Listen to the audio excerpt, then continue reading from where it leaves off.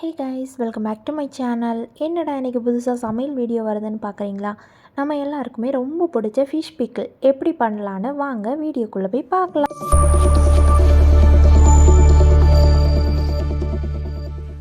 Kanyakumari special மீன் ஊறுகாய் பண்ணலாமா? மீன் ஊறுகாய்க்கு என்னெல்லாம் ஃபஸ்ட்டே ப்ரிப்பேர் பண்ணி வச்சுக்கணும்னு இந்த சைடில் கொடுத்துருக்கேன், அதை பார்த்துக்கோங்க. இப்போ நம்ம தேவையான திங்ஸ் எல்லாமே ப்ரிப்பேர் பண்ணி வச்சிட்டோம். இப்போது ஆரம்பிக்கலாமா?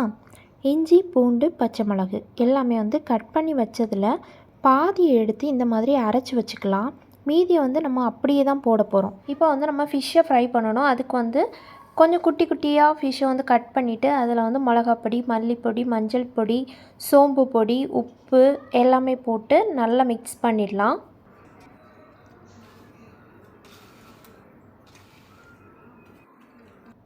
இப்போ இந்த அளவு நல்லா மிக்ஸ் ஆனோடனே நம்ம ஒரு 10 மினிட்ஸ் அப்படியே வச்சுட்டு நம்ம ஃப்ரை பண்ணி எடுத்துக்கலாம்.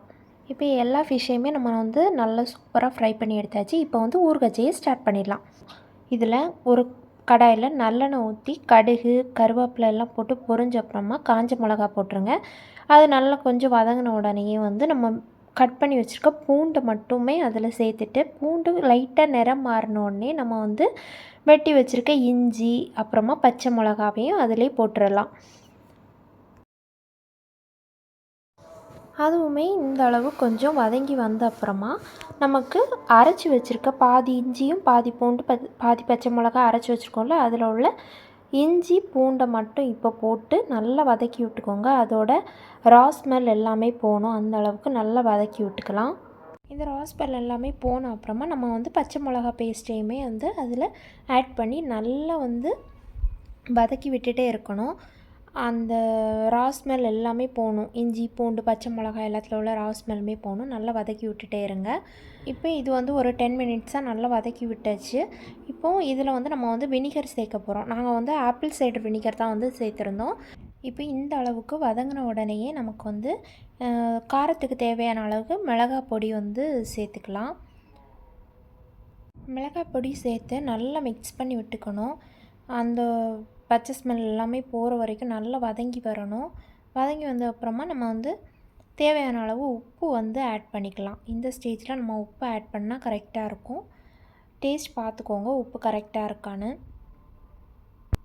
பார்த்துட்டு நல்லா மிக்ஸ் பண்ணி விட்டுட்டு அவ்வளோதான். இன்னும் நம்ம பெருங்காய பொடி சேர்த்துட்டு ஒரு மிக்ஸ் கொடுத்துட்டு நம்ம ஃபிஷ்ஷை இதில் ஆட் பண்ண வேண்டியது தான். இப்போ இது எல்லாமே நல்லா வதங்கிடுச்சு. இப்போ நம்ம இதில் நம்ம ஃப்ரை பண்ணி வச்சுருக்க ஃபிஷ்ஷை இதில் ஆட் பண்ணி ஜஸ்ட் ஒரு மிக்ஸ் மட்டும் கொடுத்தா போதும். அந்த மசாலா எல்லாமே மீனில் நல்லா கோட் ஆகணும்.